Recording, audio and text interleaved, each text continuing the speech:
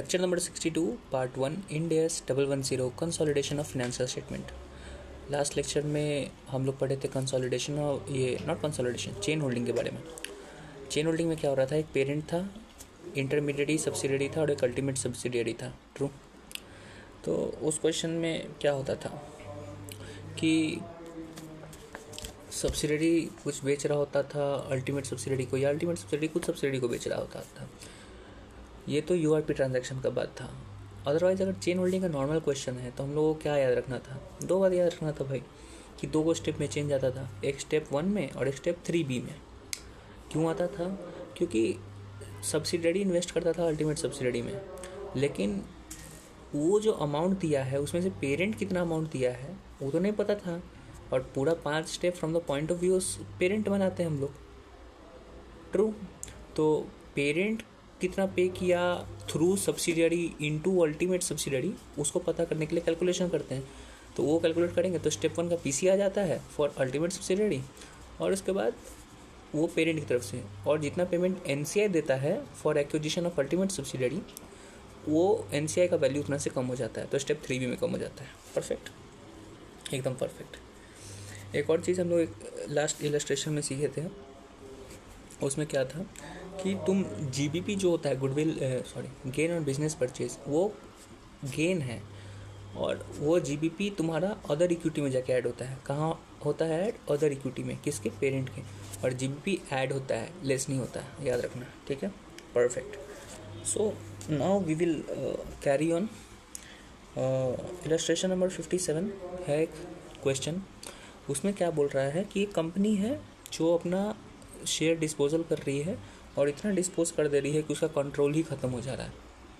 तो नॉर्मल सा चीज़ है, अगर डिस्पोज हो रहा है और कंट्रोल लॉस हो रहा है, तो जो भी सेलर से लिए थे CFS में ख़रीदने के time, that is step 2, step 3, step 4, उसको रिवर्स कर देंगे। Normal question.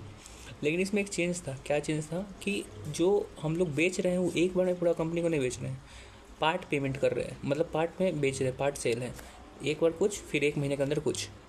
तो टॉपिक का नाम था कि डिस्पोजल इन पार्ट इंस्टॉलमेंट में। तो उस टाइम क्या होगा भाई? कुछ नहीं होगा, नॉर्मल सा अकाउंटिंग होता है और नॉर्मल सा क्वेश्चन बनता है। क्वेश्चन में सीधा बोल दिया गया है कि तुमको ऐसे ट्रीट करना है कि ये एक ही बार में, एक ही ट्रांच में पेमेंट हो गया था, तो उस तरीके से आंसर बनेगा। कुछ खास अलग अकाउंटिंग नहीं होगा। ठीक है, अगर ये क्वेश्चन आए तो नॉर्मल अकाउंटिंग जैसे हम लोग डिस्पोजल करते हैं वैसे डिस्पोजल करके दे देना। ठीक है, परफेक्ट। उसके बाद एक बात है, अगर क्वेश्चन में तुमको बोला है कि जो सब्सिडियरी है वो इशू किए हुए है कंपल्सरीली जो सब्सिडियरी है वो इशू किए हुए है क्यूमुलेटिव प्रेफरेंस शेयर, तो तुमको क्या करना होगा? अगर क्वेश्चन में बोलता है कि सब्सिडियरी जो है तुम्हारा उसके पास क्यूमुलेटिव प्रेफरेंस शेयर है, तो एक एडजस्टमेंट एकदम याद से रखना कि वो होना ही चाहिए। क्या होना चाहिए भाई?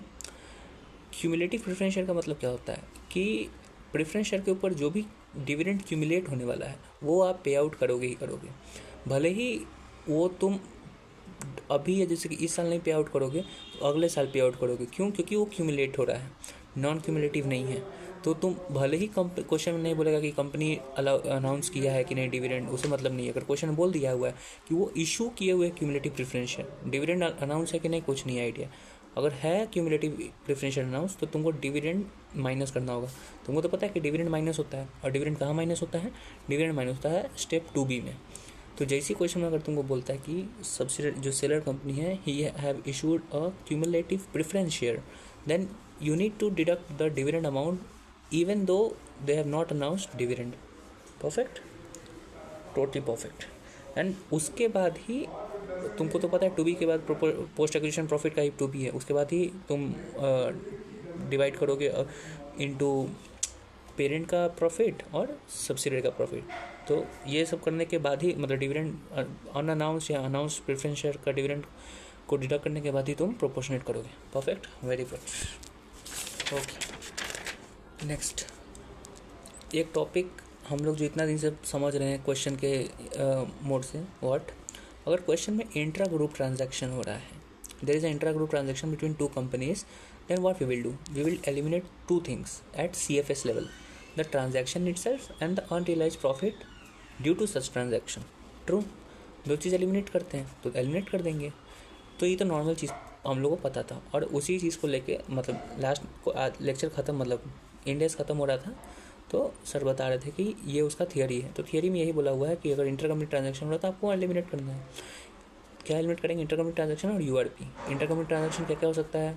सेल परचेज, उसके बाद डेटा क्रेडिटेड का बात, BRBP, bill receivable, bill payable, तो हम लोग नेट करके दिखाते हैं, ट्रू। बस वही चीज़। एक नया कॉन्सेप्ट है, नया चीज़ जो हम लोग पढ़े हैं, उस कॉन्सेप्ट का नाम है uniform accounting policy. What is uniform accounting policy मेरे भाई? एक बात, पेरेंट अपने SFS में हो सकता है कि इन्वेंट्री को एट कॉस्ट दिखा रहा हो, और जो सब्सिडियरी है वो अपने SFS में इन्वेंट्री को वो फीफो मेथड पे दिखा रहा हो। सॉरी, उल्टा बोलती है, उल्टा नहीं, इलॉजिकली बोलती है। पेरेंट जो है वो SFS में इन्वेंट्री को दिखा रहा है एट फीफो मेथड, और जो सब्सिडरी है वो अपने SFS में दिखा रहा है अपने इन्वेंट्री को एट वेटेड एवरेज। पेरेंट के SFS में फीफो, सब्सिडरी के SFS में वेटेड एवरेज। लेकिन पेरेंट जब CFS बनाने जाएगा तो फेयर वैल्यू पे इन्वेंट्री को कैलकुलेट करेगा या फिर वेटेड एवरेज पे। तो यही बोला गया है कि CFS में जो फॉर्मूला तुमको यूज़ करना है उसको यूनिफॉर्म यूज़ करना है। या तो फीफो यूज़ करोगे तो दोनों कंपनी के लिए फीफो यूज़ करोगे, वेटेड एवरेज यूज़ करोगे तो दोनों कंपनी के लिए वेटेड एवरेज यूज़ करोगे। परफेक्ट, एकदम परफेक्ट। ठीक है भाई, कि हम लोग जब CFS बनाएंगे तो कोई एक ही मेथड फॉलो करेंगे, भले ही तुम दोनों कोई मेथड फॉलो करो, CFS में सिर्फ एक मेथड फॉलो। ठीक है भाई, एक मेथड फॉलो करेंगे, लेकिन किसका मेथड फॉलो करेंगे? फीफो मेथड फॉलो करेंगे या फिर वेटेड एवरेज करेंगे? एक पेरेंट फॉलो कर रहा है, एक सेलर सब्सिडी कर रहा है। तो अगर क्वेश्चन साइलेंट है कि किसका मेथड फॉलो करना है CFS बनाने के लिए, तो यह अज़्यूम करके चलना कि जो पेरेंट है, जो पेरेंट जिस मेथड से बना रहा है उसी मेथड से तुम्हारा वो बनेगा, क्या उसको कहते हैं, CFS बनेगा। ठीक है, परफेक्ट। एक बात बताओ, हम अपना इन्वेंट्री को दिखा रहे थे फीफो की तरफ से, सब्सिडरी अपना इन्वेंट्री दिखा रहा है वेटेड एवरेज की तरफ से, तो क्या CFS में हम लोग फीफो मेथड और वेटेड एवरेज दोनों से दिखा सकते हैं? मतलब अपना इन्वेंट्री फीफो से दिखाएंगे, उसका इन्वेंट्री CFS से वेटेड एवरेज से दिखाएंगे? अरे नहीं दिखा सकते भाई, अभी बोले यूनिफॉर्म अकाउंटिंग पॉलिसी। दिखा सकते हैं, लेकिन कौन से केस में? एक केस में जब हम दोनों का जो आइटम है उसका नेचर डिफरेंट है। लाइक फॉर एग्जांपल, इन्वेंट्री का बात ना करके बिल्डिंग का बात करते हैं। हम अपना बिल्डिंग, जो मेरा बिल्डिंग है वो ऑफिस बिल्डिंग है, तो उसके ऊपर हम लगा रहे हैं SLM मेथड से डिप्रिसिएशन। लेकिन जो सब्सिडरी है उसका भी बिल्डिंग है, लेकिन ऑफिस बिल्डिंग ना होकर फैक्ट्री बिल्डिंग है वो, तो फैक्ट्री बिल्डिंग पे वो WDV मेथड से डिप्रिसिएशन लगा रहा है। ट्रू। तो भाई हम लोग दोनों, ये जो दोनों बिल्डिंग है उसको एक तरीक़ा से हम लोग CFS में नहीं डिप्रिशिएट कर सकते हैं, उसको दोनों तरीक़े से डिप्रिशिएट करना होगा। मतलब हम अपना SLM से करेंगे, वो अपना WDV से करके जो वैल्यू आएगा वो हो जाएगा CFS में। तो जब सेम नेचर ऑफ आइटम नहीं है तब आप दूसरा अकाउंटिंग पॉलिसी यूज़ कर सकते हैं। सेम नेचर ऑफ आइटम है तो same accounting policy, different nature तो different accounting policy. Very good, very easy, ख़त्म, ओके, परफेक्ट। लेकिन इसमें एक गैप है। क्या गैप है मेरे भाई? अभी जो तुमको हम बोले हैं कि वो डेप्रिसिएशन से, वो SLM से डेप्रिशिएट कर रहा था या WDV से डेप्रिशिएट कर रहा था, तो इसमें अकाउंटिंग पॉलिसी का कोई बात आया? नहीं आया भाई। Depreciation is just a estimate, not accounting policy. So ये सब्जेक्ट मतलब बस सिर्फ एक्स्ट्रा एक नॉलेज दे रहे हैं कि डेप्रिसिएशन याद होगा तुमको, हम लोग शायद AS 4 में या 5 में, आई डोंट रिमेंबर, एस्टिमेट जिसमें था कि हम लोग depreciation is just an estimate, error something, we can have any error in depreciation का एस्टिमेशन एंड समथिंग, याद है? बस ये सिर्फ नॉर्मल कॉन्सेप्ट के लिए था, और उसमें जो भी समझा रहे थे कि डिफरेंट आइटम होगा तो उसका नॉर्मल कॉन्सेप्ट, कुछ खास नहीं। परफेक्ट। एक बात बताओ, क्या NCI कभी नेगेटिव हो सकता है? NCI का बैलेंस कभी नेगेटिव हो सकता है? What is NCI? Non controlling interest. NCI step 3 number A, day 1 और ईयर एंड का बनता है NCI। तो क्या डे 1 या फिर ईयर एंड नेगेटिव बैलेंस जा सकता है? हाँ, एकदम जा सकता है। कब जा सकता है मेरे भाई? जब अगर पोस्ट एक्विजिशन प्रॉफिट जो सेलर का है वो लॉस हो, प्रॉफिट ही नहीं हो, उसका ओपनिंग बैलेंस 100 रुपया हो और क्लोजिंग बैलेंस 80 रुपया हो, तो 20 रुपये का लॉस हो गया। तो 20 रुपये का लॉस हुआ तो पेरेंट के पास कुछ जाएगा और NCI के पास कुछ जाएगा, तो हो सकता है NCI के पास क्या, 10 रुपये का लॉस। ठीक है, जब NCI अपना 3B बना रहा होगा तो 3A में आया होगा उसको 2 रुपया, और उसका पोस्ट एक्विजिशन लॉस कितना है, 10 रुपया, तो माइनस 8 रुपये का तो हो गया ना। तो एनसीआई का बैलेंस 3 ईयर एंड क्या हुआ, नेगेटिव हुआ, लॉस हुआ। तो एनसीआई का भी बैलेंस क्लोजिंग में आ सकता है कब, जब पोस्ट एक्विजिशन प्रॉफिट ना हो कि लॉस हो। ओके परफेक्ट, ठीक है। एक और चीज़, एक बात बताओ, अगर सब्सिडरी फॉलो कर रहा है, सब्सिडरी अपना फिनेंशियल स्टेटमेंट बनाता है कैलेंडर ईयर से, और पेरेंट अपना एसएफएस बनाता है नॉर्मल फिनेंशियल ईयर की तरफ से, तो हम लोग सीएफएस कब बनाएंगे, 31 मार्च को बनाएंगे जो पेरेंट बोल जैसे बना रहा है वैसे, या फिर 31 दिसंबर को बनाएंगे, क्योंकि सब्सिडरी का हो रहा है फिनेंशियल ईयर ख़त्म दिसंबर में। सीएफएस उस दिन बनेगा जिस दिन पेरेंट चाहेगा। पेरेंट कब चाहता है, 31 दिसंबर को बनाना, 31 मार्च को बनाना, तो सीएफएस 31 मार्च को ही बनेगा।